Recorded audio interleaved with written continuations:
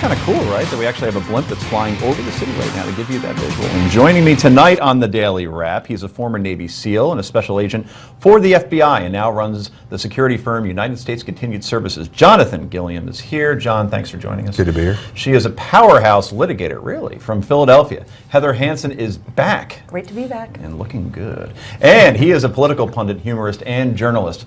Rob Taub is making his Daily Wrap debut. Welcome, sir. Good to be here. I'm losing my voice, but it's coming back. You sound like Peter Brady in the 38th episode. Where, Brenda Vaccaro, I right. think. She's This isn't a puberty thing, I have a feeling. No, it's anyway, talking quickly. too much on talk radio. Let's go to the Daily Download.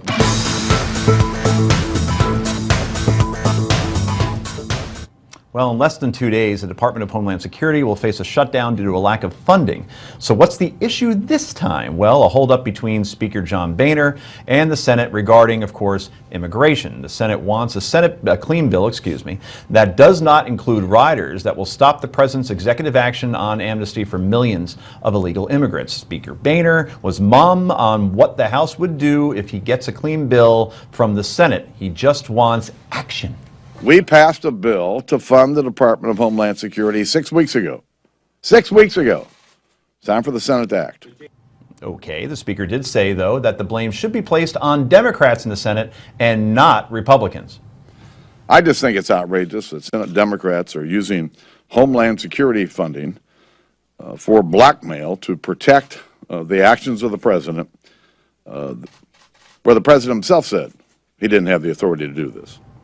Of course, Mr. Boehner would not be goaded into the House's hand if a clean bill is passed in the Senate. Plus, he got a little cheeky. Are you going to put it on the floor? Are you going to kill it? Are you going to let him vote on it? Have you even had this discussion?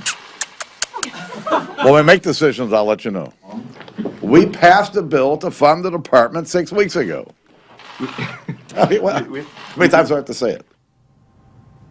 Senate Majority Leader Harry Reid, I'm sorry, I said majority, minority, wow, this still takes some getting used to, said today that he believes the House is wasting everybody's time. We've had all kinds of rumors that the House is going to take our fully funded bill and send it back with a number of riders on it. It is a waste of time. We will not allow a conference to take place. It won't happen. I don't know if it's crazy people. It's like an 8th grade civics class. I mean, what is going on in the House? And if the president does get a bill that attempts to shut down his executive order on immigration, this is what he will do. So, in the short term, if Mr. McConnell, the leader of the Senate, and the Speaker of the House, John Boehner, want to have a vote on whether what I'm doing is legal or not, they can have that vote. I will veto that vote because I'm absolutely confident that what we're doing is the right thing to do. Well, Heather Hansen, Speaker Boehner is throwing up Senate Democrats as far as they're the ones that are holding this up. But let's face it, I mean, this is more of a Republican problem between the Senate Republicans and House Republicans. It is ridiculous to me that they never went on the offense. It was constantly on the defense. From the time of the first filibuster, they should have been out there saying that Democrats are putting amnesty before security. And by the way, amnesty may make our nation less secure. Every time that they filibustered, all 4 times, they should have been doing that. They should have been pushing their story as opposed to being on the defense and not having a story to say. So now they look like, today's Pew study came out and only 26% of Americans have approval of our Republicans in Congress. They need to put a story forward as opposed to just being on the recipients of President Obama's story. 26% actually is pretty high. I've seen numbers 9, 10%. Well, compared to Obama's going up 48% today. Yeah. So, you're seeing that there is the stories that are being told are really showing a decrease for the Republicans, and somehow President Obama is actually improving in people's eyes. So the story has to be told that there is security is going to the wayside, amnesty is being made a priority, and that is a problem for this country. Wow, Jonathan, it seems like November was, years ago, where there were gains obviously in the Senate. They control the Senate now, right. Gains in the House, and yet all of this infighting. I mean, what happens here at this point? What side of the party wins this battle? Well, I'll tell you who's going to lose it in 2016 is going to be the Republicans if they don't get their act together. And, but I see this video every time when we're on here, they have these videos of these different individuals that have been in politics for 30 years. these people need to go away, because what I'm not seeing here is effective leadership. I'm not seeing things fixed. It's all, let's scam this, let's get this in there. And to me, we're just looking at two groups of basic organized crime syndicates that are working for themselves. And this net neutrality, the DHS bill, all this stuff is just, it's just a sign of people that don't know how to actually lead. They just know how to do politics. Rob, should the speaker just punt on this one and pass a clean bill? No, it is criminal behavior, but it's not organized. And as for both houses of Congress, I'm going to quote Robert De Niro from Raging Bull. I'm disgusted with the two of yous. It's just. You sounded just like him when you said that. You know, good things happen sometimes. Maybe I can get some more voiceover work. I just think that it's time for them to be reactive, or proactive rather than reactive. And you know, enough name calling at Obama. They have to do something, otherwise his stock is going to rise, which it is. And to be so flip about it, you know, to kiss it off when they're asking about it. I mean, these are important issues. We're not talking about anything that is minor. We're talking about security of our nation, and we're talking about immigration reform, things that are important to a lot of people. And to just name call and to kiss it off is really doing a disservice to the issues. Or to just say, I'll just veto it. Or in other Right. cases like the DHS bill, they say, if we don't get what we want, we'll just put it in another bill. I mean, that's the problem. You know, you don't take something that isn't fixed and sneak it into another bill, or you don't just say, I'm going to veto it if they don't give me what I want. These people need to start fixing stuff and working for us like we sent them there to do, or else they just need to be fired, you know, put in jail. I don't know what will you do with them, but they just Fortunately, need you to stuck be. with them for a while because there was just an election recently. That's the only way you fire them. That's right? the biggest. That's true, and that's the problem. If you were my attorney, Better example. and you didn't He's a real do lawyer. the job that I hired you for, and you go out and you totally defame me, I can sue you for malpractice. Right, and fire me. And fine. Rob, 15 seconds, last word. It's like trying to fire a doctor in the middle of an operation. You can't do it. We're stuck with them. Boy, that's an unsettling thought. That is. You know, you're fired. Oh, is anybody going to take over? No, you're right about that. In 2016, boy, you're right. That's going to have a big effect. Coming up next, Dr. Ben Carson blows the roof off of CPAC. We got Rick Unger there. We really do. Daily Wrap, only on Newsmax TV.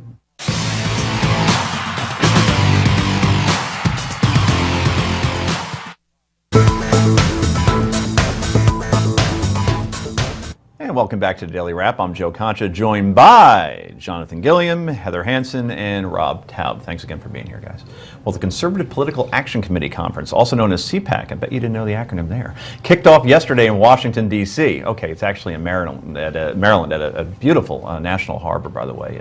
Just tremendous facilities there, and they actually even have a bar that has one of those riding bull things. So I went on that Rick's 3 gonna years be ago. busy. Yeah. So that's where Rick was last night. But that's just a small detail. Anyway, in case you're not familiar with CPAC, it's the biggest annual conference for conservatives. Who is there? Who isn't there is more the question. Ben Carson, Senator Rand Paul, Senator Ted Cruz, Governor Rick Perry, and others will be speaking at CPAC, trying to win the hearts and minds of mainstream and not so mainstream Republicans. To get the lowdown on this year's CPAC, we are joined now by our very own Rick Unger. Rick, set the scene, if you will, via phone, please.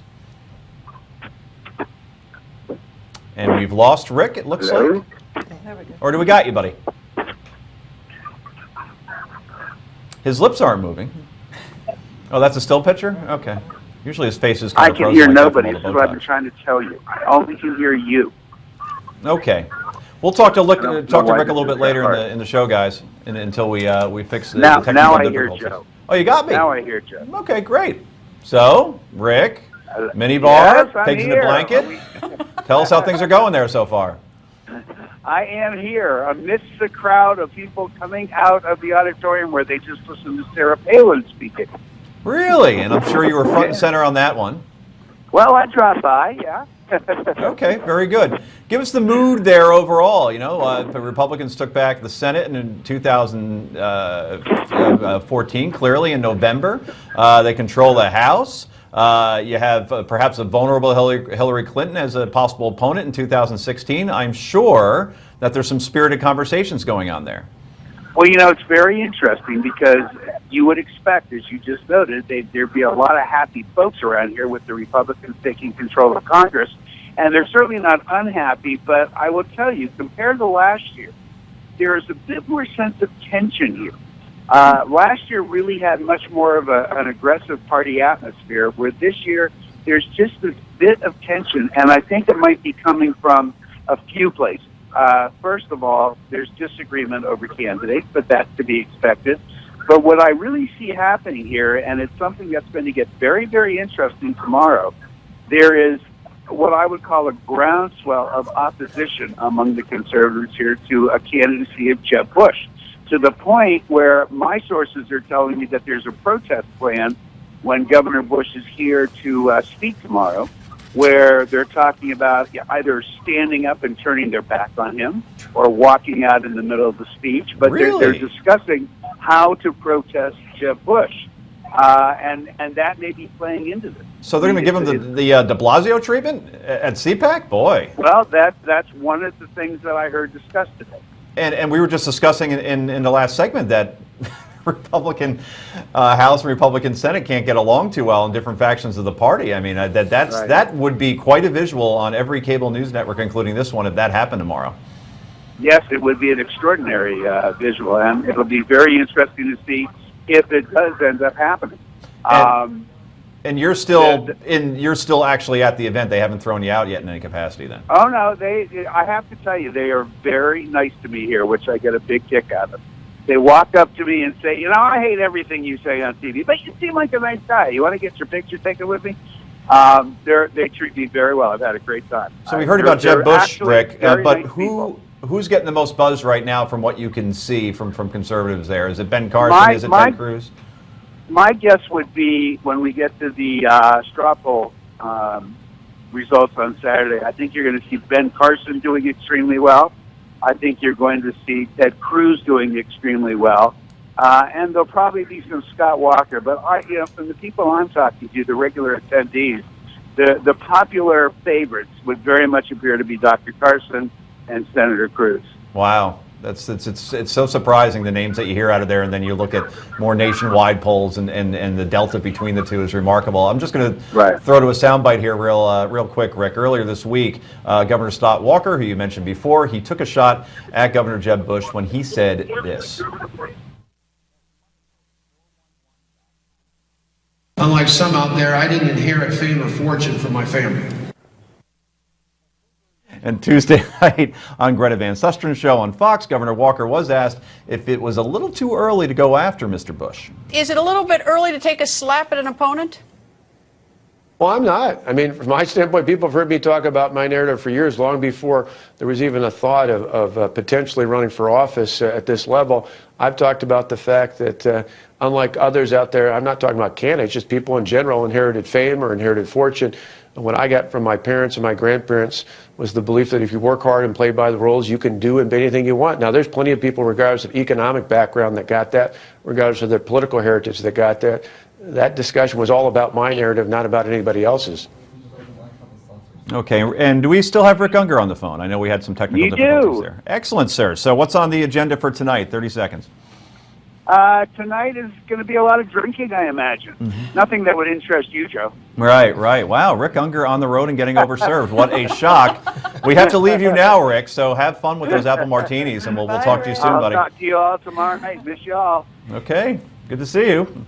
Well, the latest National Republican poll, the latest National Republican poll from Public Policy Polling, say that fast 5 times, finds, and let's put it up on the screen, Governor Scott Walker surging at 25%. There we have Dr. Ben Carson at 18%, Jeb Bush at a surprising 17%, and Governor Mike Huckabee somehow at 10%. Rounding out the field are Chris Christie and Ted Cruz at 5%, Rand Paul at 4%, Rick Perry and Marco Rubio at 3%, and I don't even see Ohio Governor John Kasich on there, who, as we know, will eventually win the nomination if he runs. You heard it here first, only from me, of course, maybe not from my panel. So, quickly, guys, we only have a minute. Are you surprised that Scott Walker is surging? Well, sort of and sort of not. I mean, he kind of comes off as the normal guy out there, you know, but the fact is what I see across the board with all these people, with the exception of Dr. Carson, are people who went from high school to college into politics. And when I did my research on them and I started looking at them, there's no life experience in any of these leaders, and I have a problem with that. What do you think about Carly Fiorina? 'Cause she's got some life experience, She has right? some life experience. You know, the problem I have, or the thing I like about Dr. Ben Carson is that he doesn't subscribe to party lines technically. Can I interject? Sure. I think that Scott 10 Walker seconds. is a fresh face. People that attend CPAC think the world is still flat. So the rest of the country is going to lean more towards somebody like Walker. He's backed by the people that backed Romney, and he's succeeded in a very liberal state. Certainly seems to have the momentum right now. Well, coming up next on the Daily Wrap, your internet just got regulated by the federal government. This is the Daily Wrap only on Newsmax TV.